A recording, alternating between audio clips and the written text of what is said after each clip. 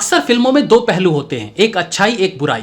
और ये चीज केजीएफ फर्स्ट में भी देखने को मिली थी, जब लाखों मजदूरों का मसीहा बन रॉकी न केवल उन्हें खुल के सांस लेने की आजादी दिलाता है, बल्कि उन्हें गरुड़ा के साम्राज्य में रहते जो गुलामी की आदत पड़ गई थी उससे भी बाहर निकालता है। वहीं दूसरी तरफ गरुड़ा जैसे तमाम विलेंस थे, यानी बुरे लोग थे, जो केजीएफ पर नजर गाड़े हुए थे। अब देखा जाए तो अच्छाई और बुराई सेकंड चैप्टर में भी है, लेकिन अच्छाई बुराई कहने से बेहतर होगा इन्हें हम बुरा और कम बुरा कहें। रिव्यू करेंगे केजीएफ चैप्टर 2।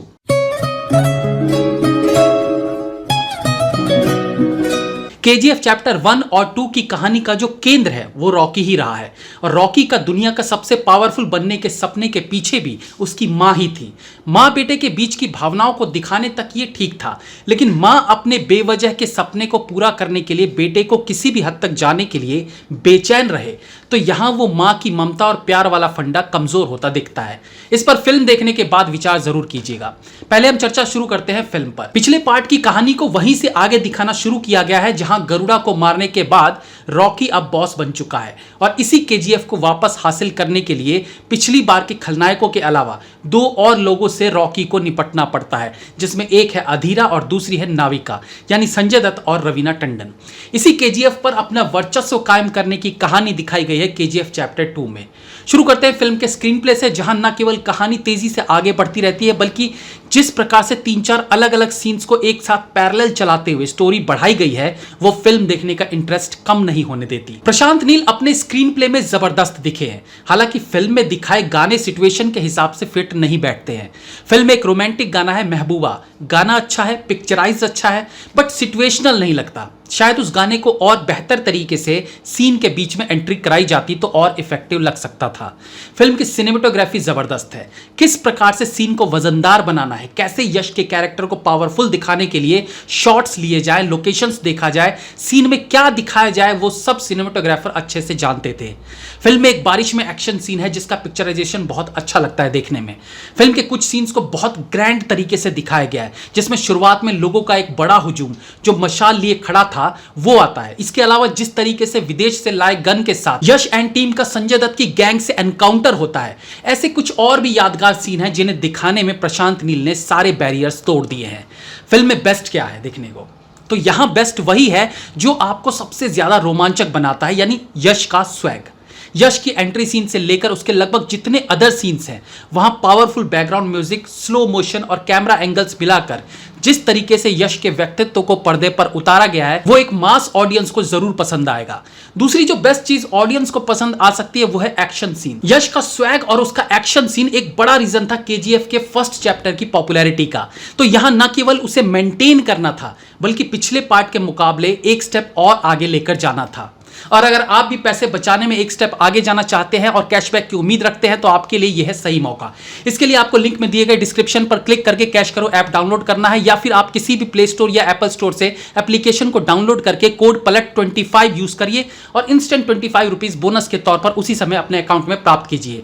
ये देश का सबसे बड़ा कैशबैक ऐप है जो श्री रतन टाटा जी द्वारा फंडेड है। इस ऐप के द्वारा आप अमेजॉन, एजियो, मिंत्रा, बिग बाजार जैसे 1500 से ज्यादा वेबसाइट पर ऑनलाइन शॉपिंग कर सकते हैं, जहां आपको 30% तक आकर्षक कैशबैक और डिस्काउंट मिल सकते हैं। कैश करो रियल कैशबैक है जो सीधे आपके अकाउंट में ट्रांसफर किया जाता है, या फिर आप इसे अमेजॉन गिफ्ट में कन्वर्ट भी कर सकते हैं। आपका फेवरेट वेबसाइट सर्च कीजिए, सेलेक्ट कीजिए, वहीं दिए गए ऑरेंज बटन पर क्लिक करिए। कैश करो आपको सीधे उस वेबसाइट पर ले जाएगा। अपने खरीदे प्रोडक्ट को कार्ट में ऐड कीजिए, पेमेंट कर दीजिए, बस है ना, बहुत सिंपल।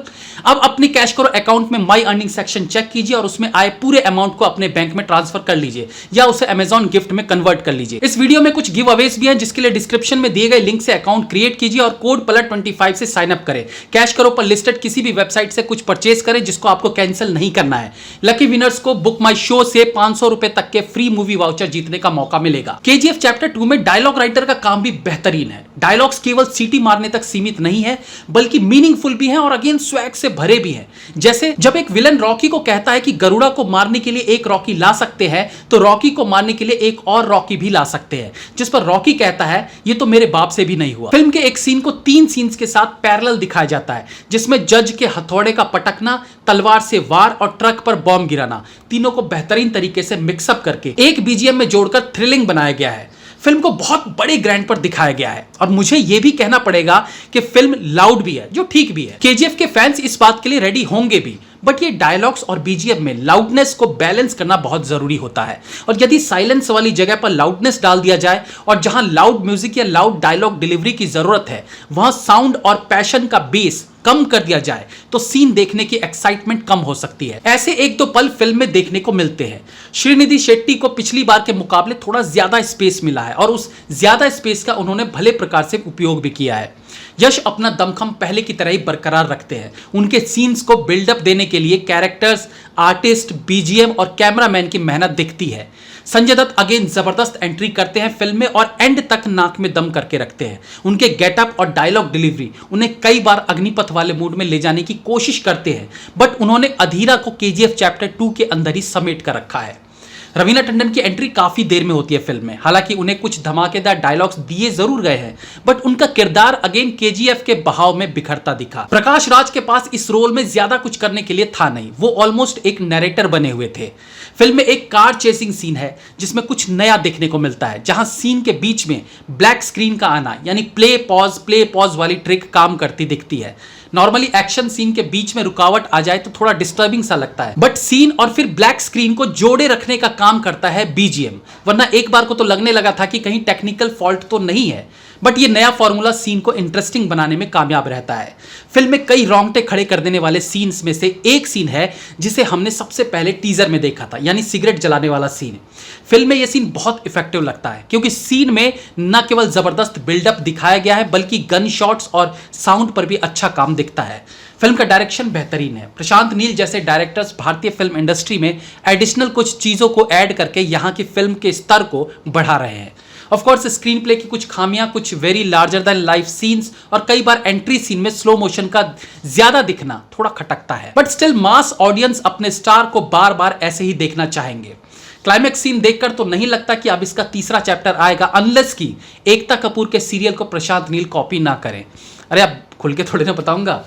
बीजीएम अगेन ऑसम है। कोरस में बीजीएम का यूज सुनने में अच्छा लगता है और 90s की याद भी दिलाता है। यश का सिग्नेचर म्यूजिक और माँ वाला बीजीएम जो पहले पार्ट में यूज किया गया था वो कुछ देर को यहां भी सुनने को मिलता है। मेरी तरफ से फिल्म को 3.5 स्टार। जाते जाते रिमाइंड करा दूं कि कैश करो एक ऑल इन वन ऐप है जो आपको ऑनलाइन शॉपिंग पर फ्री कैशबैक देता है। कैश करो आपको एक्स्ट्रा कैशबैक के साथ सेल डिस्काउंट भी देता है, जिसके लिए आपको लिंक में दिए गए डिस्क्रिप्शन से साइन अप करके या डायरेक्ट प्ले स्टोर से डाउनलोड करके हमारा कोड PALAT25 यूज करें और पाइए 25 rupees instant cashback. Have a nice day.